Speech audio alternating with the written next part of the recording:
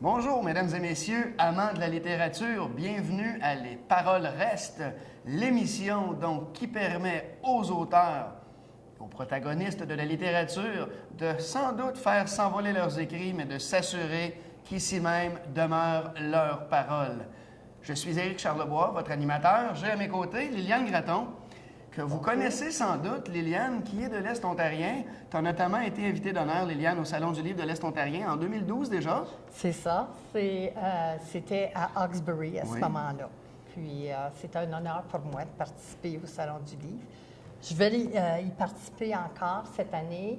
Et ça donne très bien parce que j'ai un tout nouveau roman qui vient de sortir. Puis, je vais faire le lancement au Salon du livre le 27, 28 et 29 octobre, ici même à Rockland. Super. Écoute, Liliane, c'est déjà ton 7e roman? Oui. Si je ne m'abuse, c'est le 7e. C'est ça. Écoute, tu es enseignante de carrière. C'est vrai, je suis enseignante de carrière, mais c'est pas la seule chose que j'ai fait. Parce que j'ai débuté comme secrétaire au gouvernement. Je travaillais au RCMP. Ensuite, j'ai travaillé aux douanes, dans le sud de l'Ontario, à Windsor, ensuite à Ottawa. Et après la naissance de mon deuxième enfant, j'étais maman à la maison pendant 10 ans. Et c'est à ce moment-là que j'ai écrit les premiers jets de mon premier roman. De ton premier roman? Quand j'étais maman à la maison. Je l'ai fait, c'est parce que j'aimais beaucoup lire, mais je trouvais qu'on ne parlait pas assez de nous. Et, qui est nous, quand tu dis nous, les Franco-Ontariens, les gens de la région. J'ai décidé, je vais écrire une histoire pour laisser à mes enfants, à mes petits-enfants. Et j'ai débuté l'écriture de mon premier roman. Je l'ai mis de côté parce que l'enseignement m'a toujours intéressée. Et quand mon plus jeune, mon troisième enfant, Louis, a commencé la maternelle, je suis retournée aux études. Isabelle avait 10 ans, Serge 8 ans et Louis 5 ans. Je les envoyais à l'école le matin et je partais. Et je revenais avant le retour de l'école. Puis, j'ai pris 5 ans pour faire mon BA, ensuite ma formation. Et ensuite, j'ai commencé... j'avais 38 ans. Quand j'ai eu mon premier contrat d'enseignement. On a déjà un roman historique avec ça, Liliane. Parce qu'écoute, il faut le rappeler. Donc, tu travailles dans le roman historique. Donc, tu travailles dans l'évaluation, si on veut, l'appréciation et de là, la présentation du patrimoine. Exactement. Oui. Le patrimoine, la façon de vivre des gens, comment ça se passe dans notre région, c'est toujours des choses qui m'ont intéressée. Puis, mon premier roman, mon but, c'était de laisser ça à mes enfants et à ma famille. Mais c'est allé au-delà parce que je l'avais commencé, mais je l'ai mis de côté pour aller aux études. Et j'ai eu un accident. Je me suis brisé du genou. OK, je pensais que tu allais dire que l'écriture était un accident. Là. Non. C'est arrivé. Là, j'ai utilisé les 6 mois de ma convalescence pour reprendre le roman que j'avais commencé 20 ans plus tôt. Et je l'ai terminé. C'est comme ça qu'est arrivé le premier roman. Convalescence constructive. Oui. Liliane, j'aimerais que tu nous lises un extrait, s'il vous plaît, du dernier venu. Est-ce que ça te tente? Oui. OK. Le détour à l'horizon. Appuyée contre le torse nu de son époux, Sarah se rendit compte que sa respiration était rapide et les battements de son cœur irréguliers. Vincent soupira à plusieurs reprises, mais ne dit rien. Impuissante devant son mutisme, elle choisit de se taire. Quel drame avait-il vécu pour être troublé de la sorte? Que puis-je faire pour l'aider? Sarah lui demanda alors s'il désirait parler, mais à son silence, elle comprit qu'il était réticent. « La guerre est terminée, mon amour. Tu n'as plus à t'inquiéter. Nous sommes tous auprès de toi. Je le sais, mais tu ne peux pas t'imaginer. Raconte-moi. Non, je veux oublier. C'est ça. Je veux oublier, Liliane. Écoute, on va s'assurer, nous, de très, très, très bien explorer, si on veut, les dédales de cet oubli-là, parce qu'on est maintenant arrivé au deuxième segment. Le segment du fond de tiroir. Donc, on a pour toi 3 tiroirs. Tu as le choix. Le tiroir de la tête, le tiroir d'essence, le tiroir du cœur. Les questions, donc, sont de 1 à 6 en ordre de profondeur. Tu n'es pas tenu de commencer par la question la plus en surface. À toi le choix. OK. L'essence. Tiroir d'essence, OK. Numéro 4. Oh, j'aime ça, t'es brave. Quel est ton talent le plus caché, Liliane? Oh, talent le plus caché. Hein? Ça rapporte plus à moi-même, à l'éducation aussi, parce que j'adorais faire ce travail comme enseignante. Et j'aimais transmettre mon amour de l'éducation, de la lecture, de l'écriture et d'apprendre aux enfants. Je pense que durant mon séjour comme enseignante, parce que je suis retraitée maintenant, c'est ce que j'aimais le mieux. J'aimais transmettre le désir d'apprendre à mes élèves. Ce que tu dis là, si tu savais, c'est presque précurseur de ce qui est devenu un mot d'ordre. Hein? De plus en plus, on dit dans les écoles de l'Est ontarien, c'est d'apprendre à apprendre. C'est ça, parce que c'est pas... l'éducation, l'enseignement, c'est pas seulement regarder un livre, puis connaître ce qui est là. Aujourd'hui, c'est vaste. Si tu es capable de trouver l'information, avec l'Internet, avec l'informatique, avec tout ce qu'on a, la télévision, la radio, on peut trouver l'information. Mais il faut savoir où, puis comment la donner, puis comment l'intégrer pour que les enfants apprécient ce qu'ils apprennent, qu'ils se sentent bien en apprenant. Ah, j'aurais aimé ça que tu sois mon enseignante. Mais toi aussi, tu as déjà... Mais écoute, l'amour de l'éducation, ce n'est pas l'amour de la matière, c'est superbe. C'est ça. C'est ça. Deuxième question, Liliane. Tiroir de la tête, tiroir d'essence encore ou tiroir du cœur? Du cœur. OK. Laquelle des questions? 1. Oui. Quelle est l'importance que tu accordes à toute la dimension affective dans ta vie et dans tes écrits? Pour moi, c'est très, très important. J'ai la famille, je suis maman, grand-maman, puis ma famille, c'est très, très important. Et ça se reflète aussi dans mes livres, parce que tous mes livres parlent de la famille. Tous mes livres parlent d'un milieu où on voit les parents, on voit leur façon de vivre, on voit comment ils ont travaillé pour réussir, puis en même temps, qu'est-ce qui se passe dans leur vie. C'est pas toujours facile, il y a des hauts et des bas, et je le montre dans mes livres, parce que mes romans, les gens viennent me voir et me disent « J'ai l'impression, quand je lis ton roman, que tes personnages sont vivants, que je les connais, ils me font penser à mon grand-père, à tout le monde, à quelqu'un de ma famille. Même certaines personnes pensent que le personnage que j'ai décrit, ils peuvent lui mettre un nom dessus. Mais pour moi, c'est des personnages fictifs. Mais ils me mentionnent, c'est tellement vrai, tellement réel, ce que tu as écrit. J'ai l'impression que je connais les personnages. Mais ça signifie que tu réussis à inculquer cette dimension affective-là à tes personnages même.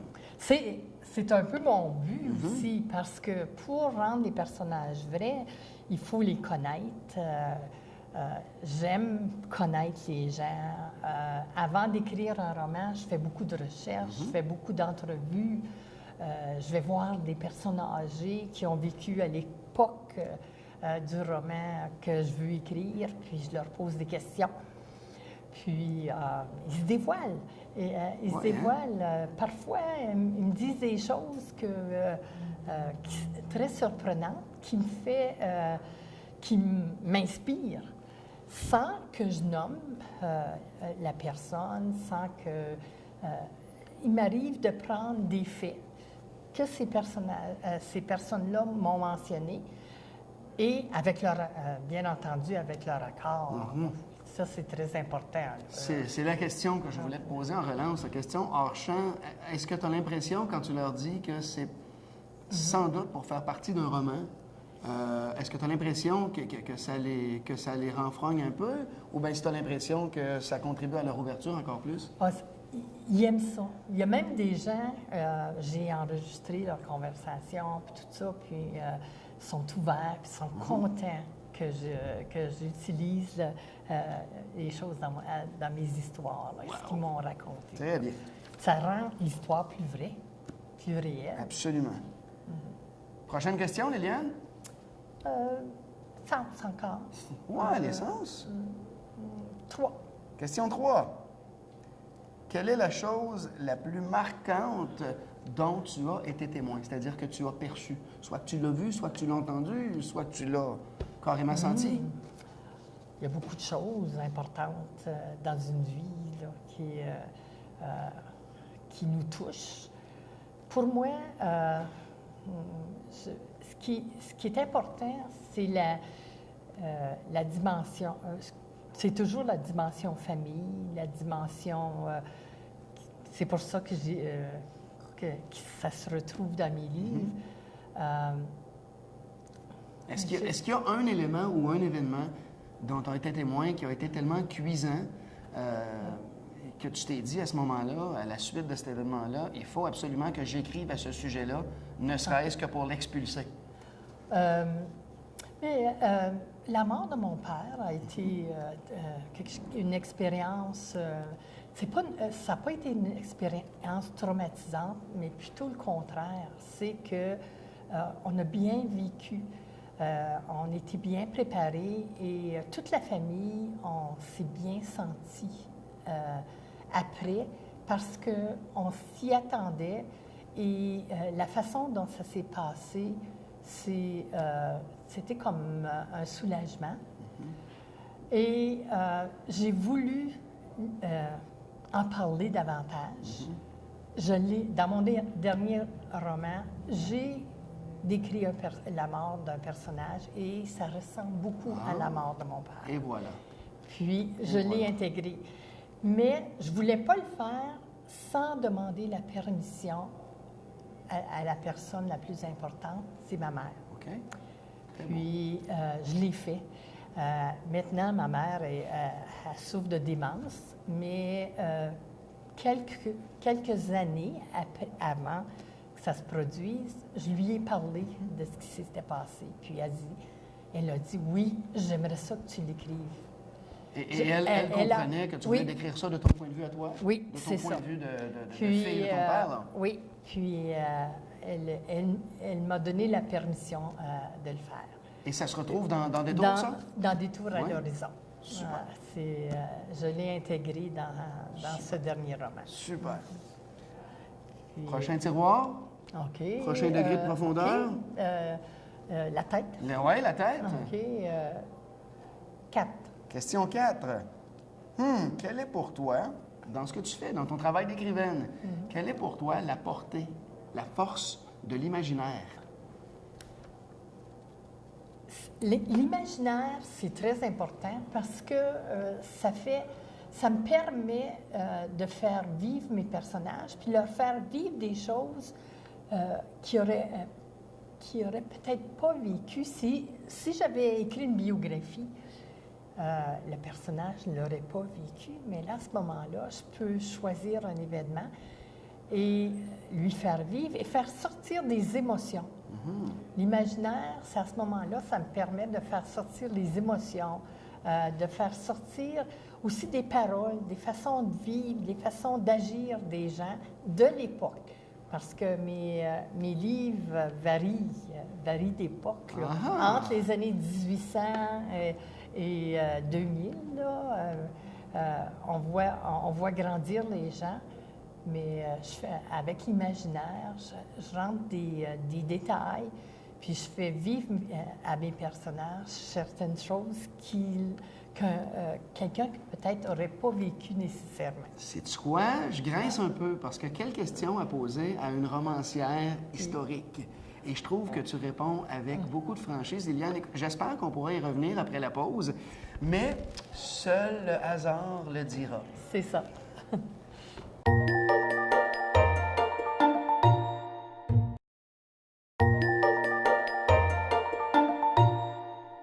Amants de la littérature, vous êtes de retour à Les Paroles restent. Je m'entretiens avec Liliane Gratton, figure dominante de la littérature dans l'Est ontarien. Liliane, c'est le 3e segment de l'émission.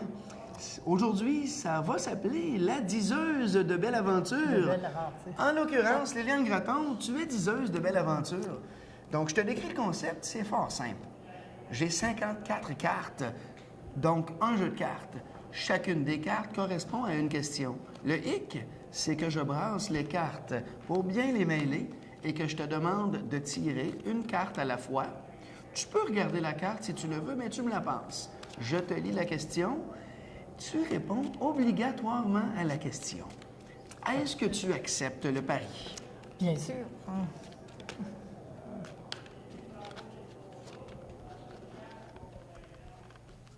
Bon, on les étale, on les étale, les cartes folles, tiens, et tu tires. Oh! Le 8 de carreau. Si ton livre était un bijou, serait-il un diamant ou une perle? Parlons du plus récent. Parlons de Détour à l'horizon. OK. Celui-ci, c'est il faut que je mentionne que c'est le tome 2. C'est la suite du dernier, la décennie de nos jeunes années. Oui. Je pense que je pourrais dire une perle. Parce que il y a un de mes personnages dedans que je trouve qui est une perle. Parce qu'on dit, ça, cette personne-là, c'est une perle. Puis, je trouve que mon personnage de Dorothée est différent, parce que ce personnage-là vient d'ailleurs.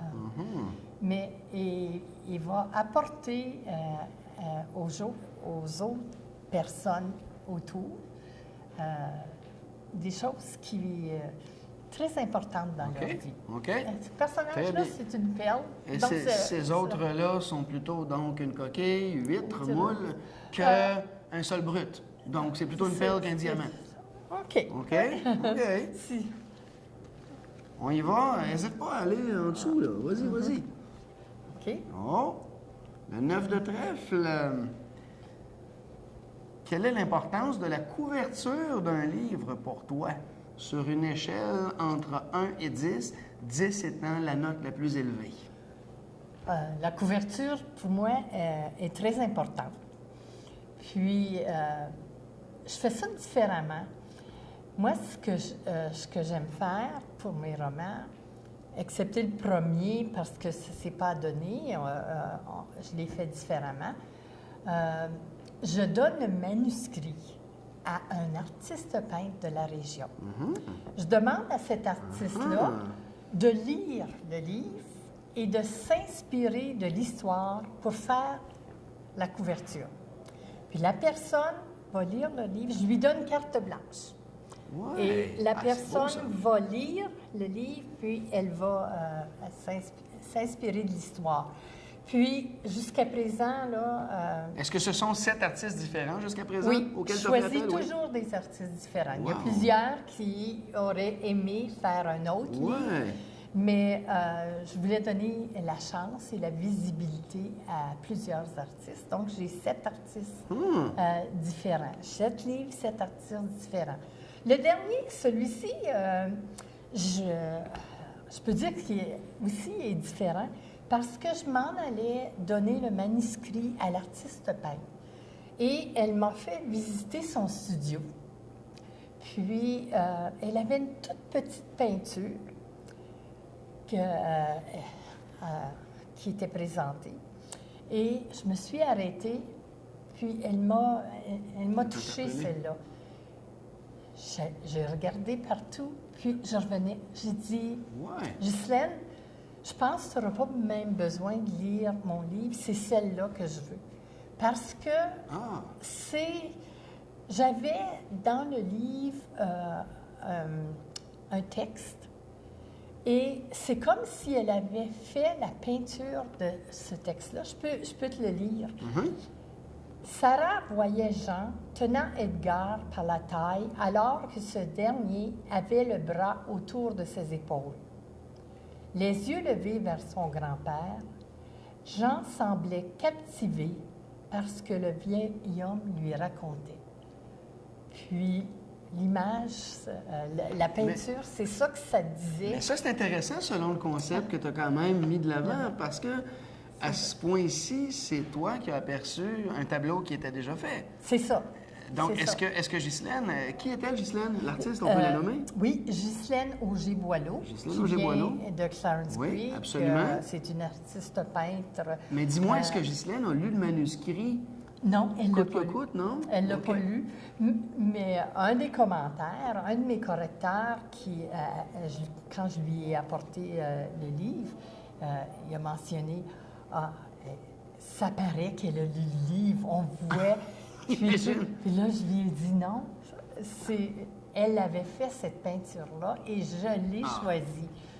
C'est une coïncidence, mais non. super. Il y avait une diseuse de belle aventure là aussi. Là aussi. C'est ça. À toi, tu tires. OK. Ça va bien.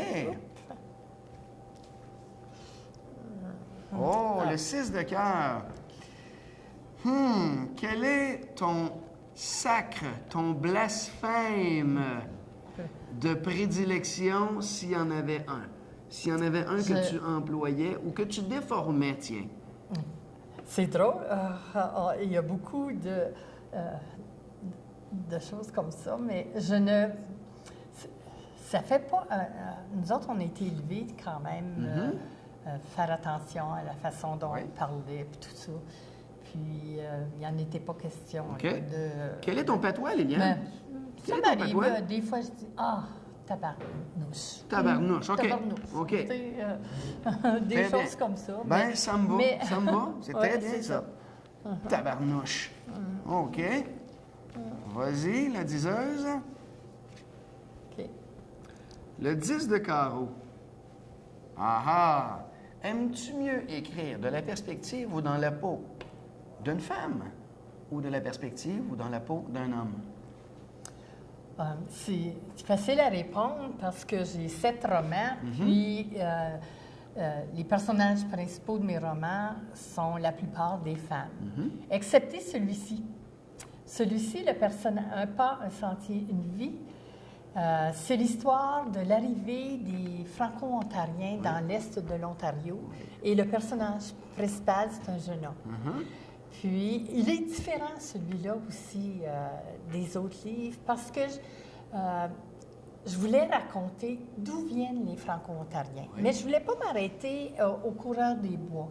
Je voulais commencer, parler de l'histoire des Franco-Ontariens qui sont partis du Québec lorsque les seigneuries ont terminé et sont venus en Ontario s'installer, acheter des terres et construire des paroisses.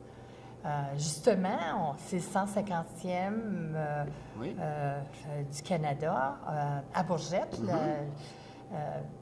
Il y a quelque temps, on a inauguré une murale. C'est la grande murale qui raconte l'histoire de la paroisse, qui a été peinte par M. Bernard Lévesque. C'est superbe. J'ai participé à la recherche sur l'histoire et j'ai même composé un poème qui raconte l'histoire de Bourgette que j'ai lu lors de l'inauguration. Est-ce qu'il est disponible, ce poème-là? Une autre question en chaîne. Comme c'est là, on est en train de regarder là, pour les droits d'auteur et tout ça. Puis, je vais probablement le rendre disponible. Okay. On va le rendre disponible Tu me tiens au courant. OK. Une dernière, vite. Éclair. OK. C'est un spécial du jour. Le 9 de carreau. Dans quelle couleur écris-tu? Couleur. Est-ce que la couleur ou...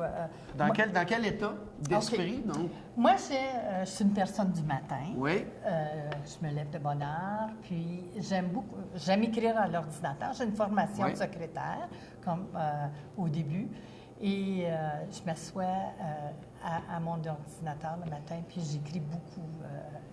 Dans quelle couleur? Donc, le blanc, le jaune doré...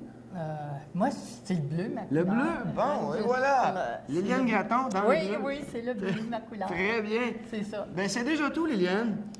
Mesdames et messieurs, amants de la littérature, je vous remercie. Donc, Liliane Gratton, je tiens à te remercier. C'est moi qui te remercie. Très chaleureusement. C'est l'occasion de nous faire connaître. Puis, absolument. Je remercie aussi la TV, c'est 22 qui a bien voulu faire cette présentation. Et on remercie le Resto-Bar chez Gabs à Rockland. Revenez-nous pour le prochain épisode de Les Paroles restent.